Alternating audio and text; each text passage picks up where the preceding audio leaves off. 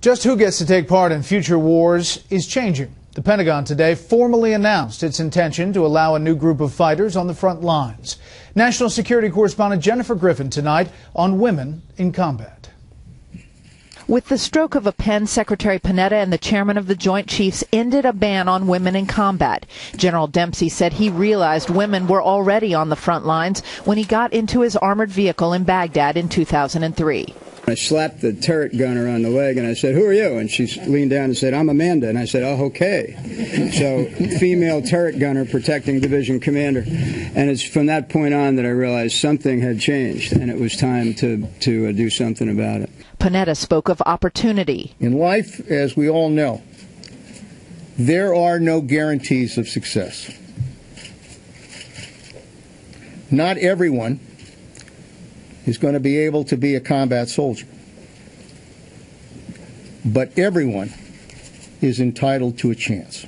Marines such as Ryan Smith, a retired sergeant who served in Iraq, think the decision puts lives at risk. My first sergeant was mortally wounded when we were in Iraq, and he was in the turret of an amphibious assault vehicle. He was a 6'5", roughly 250-pound man.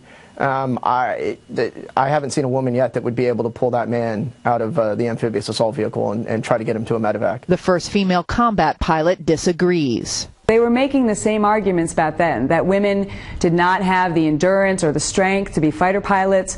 And I had just completed the Hawaii Ironman triathlon, winning the military division and beating most of the military men, and they were saying, I just don't have the endurance to be a fighter pilot. There are also issues of societal norms. Many Americans remember when Private First Class Jessica Lynch was captured in Iraq. Her recent biography details how she was raped by her captors. But in a statement today, she said she supported the change. Listen, there's a big difference between being in harm's way. Women are ambushed as part of units. They certainly receive mortars. They have IAD attacks. Being in a direct offensive combat operation day in and day out is very different than being in harm's way. The military service chiefs have until May 15th to make their case to the defense secretary about which jobs, if any, should still exclude women. Brett. Jennifer Griffin live at the Pentagon. Jennifer, thank you. So what do you think about allowing women in combat? Let me know on Twitter. You can follow me at Brett Baer.